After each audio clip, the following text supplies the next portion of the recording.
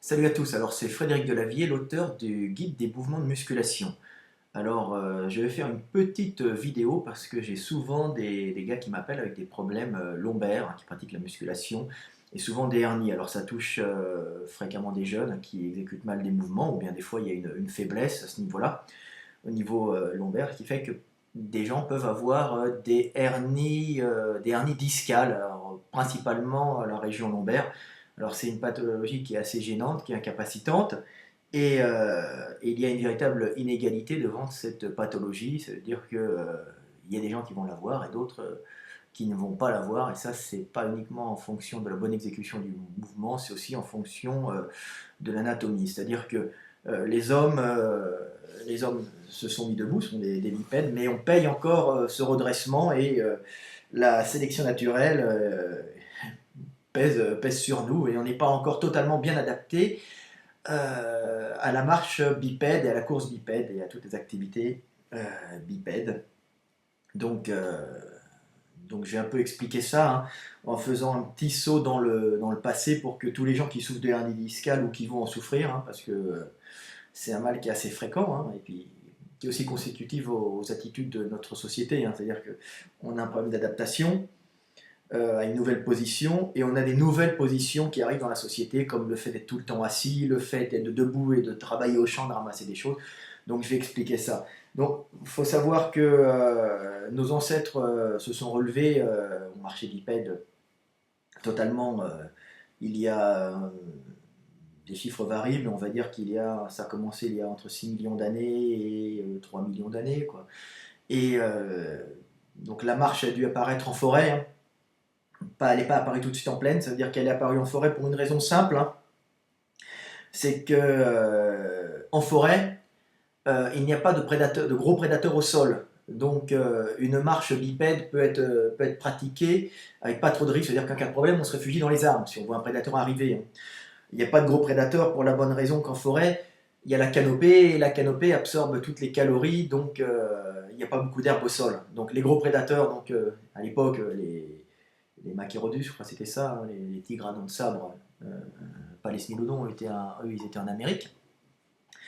Donc, et puis les lions et les grosses panthères sont essentiellement en zone de plaine, donc en zone de plaine où il y a de l'herbe avec beaucoup d'herbe qui pousse, et de l'herbe c'est assez fibreux, et ce sont les herbivores qui bouffent ça. Les gros herbivores, ils sont gros, ils sont grands, ils peuvent manger cette herbe, ils peuvent casser la cellulose.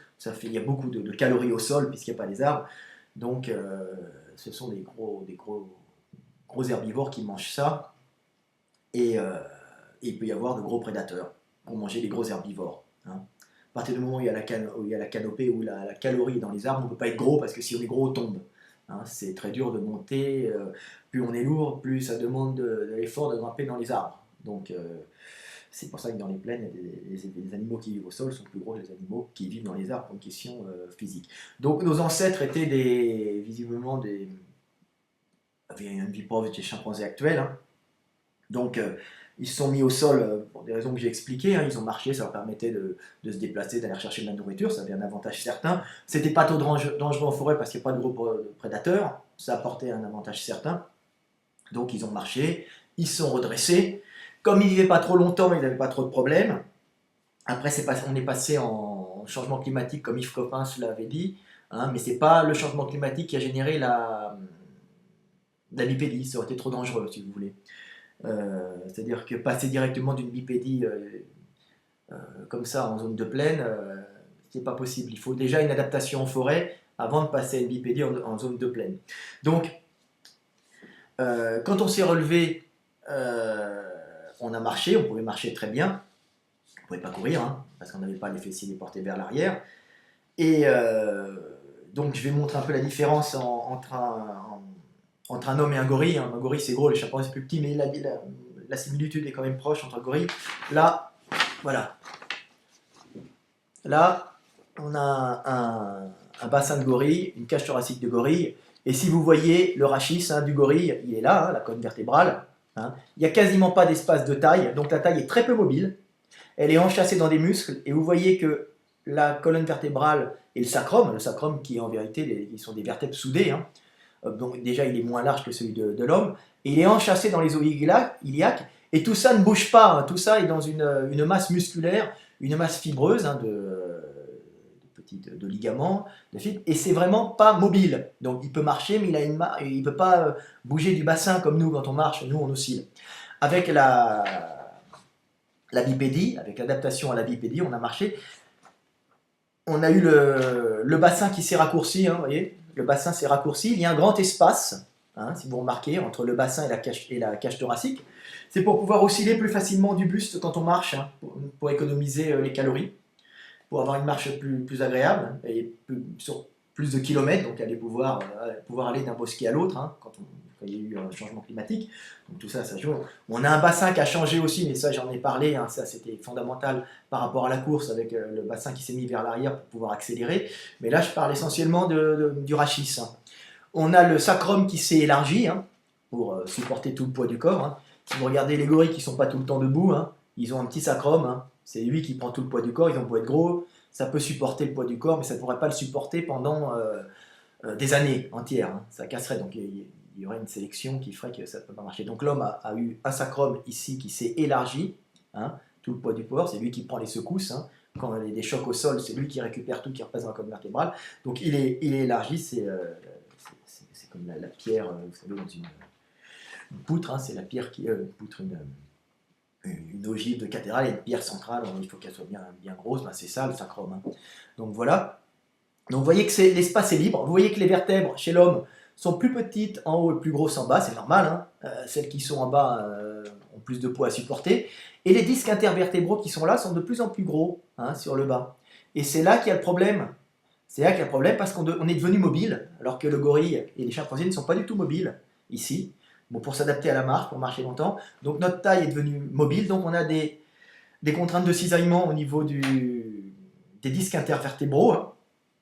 Des contraintes de pression aussi plus importantes parce qu'on est en permanence debout, alors surtout quand on court, quand on marche, on a beaucoup de pression. Donc nos vertèbres se sont adaptées, hein. Je vous montre un peu voilà, là j'ai une belle petite vertèbre, hein. Alors, vous voyez, hein. Et là c'est la moelle épinière qui passe au milieu.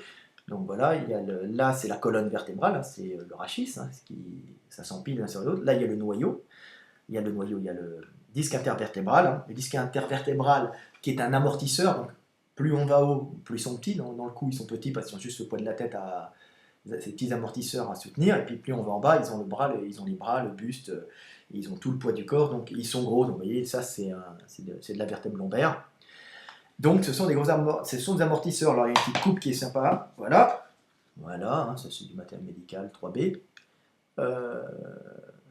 Donc vous voyez, alors là c'est symbolisé par il y a un noyau pulpeux et des anneaux fibreux, donc c'est une espèce de fibrocartilage hydraté, et au milieu, élastique, et au milieu il y a une espèce de pulpe qui permet, ça fait un amortisseur. Donc le problème c'est qu'avec l'évolution humaine, on est devenu plus libre de la taille, on s'est adapté, mais on a encore ces problèmes. Donc il peut arriver que comme nos disques intervertébraux sont plus gros, nos amortisseurs sont plus gros, on vit plus longtemps aussi, donc il y a plus de chances d'avoir d'accidents. Donc comme on est plus mobile de la taille, et ben, l'homme c'est un des endroits où la pression la sélection naturelle joue encore à ce niveau-là. On n'est pas encore fini, on n'est pas encore totalement adapté.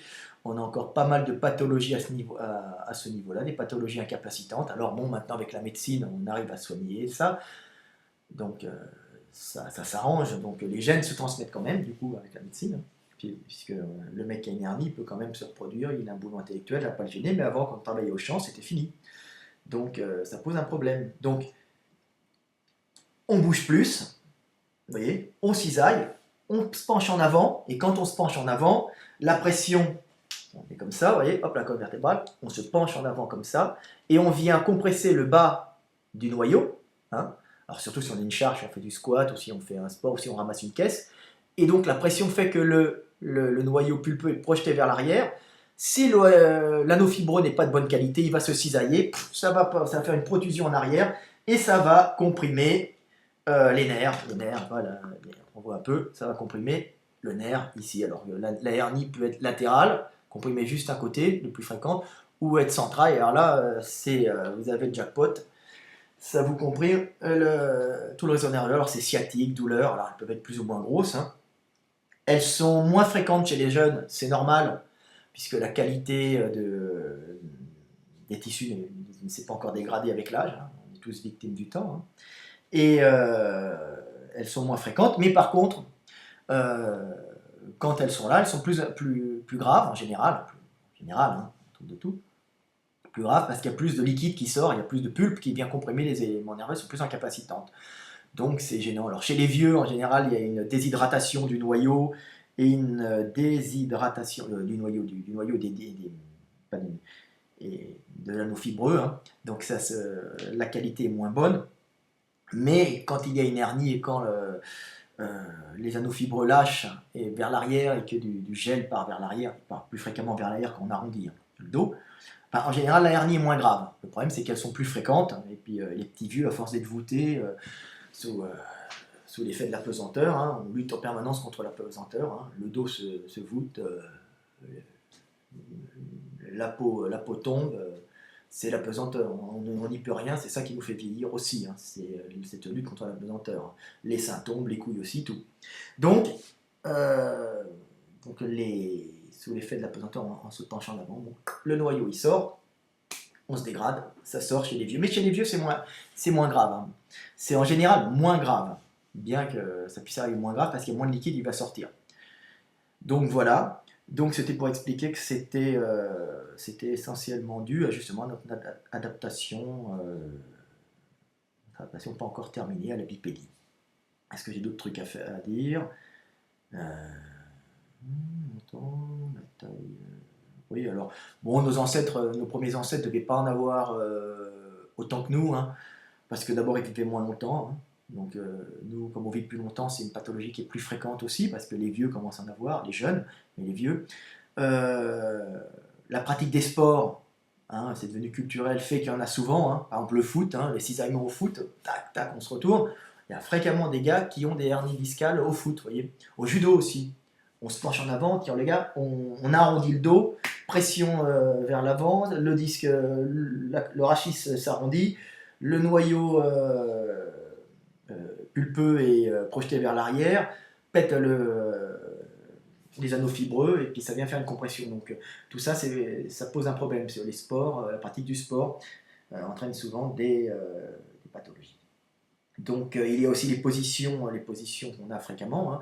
La position assise, dos en avant, c'est pas top, hein. Quand on passe des heures assis à un bureau à travailler, hein, surtout les employés de bureau qui font ça toute la journée et qui restent assis en permanence avec un relâchement des muscles, hein.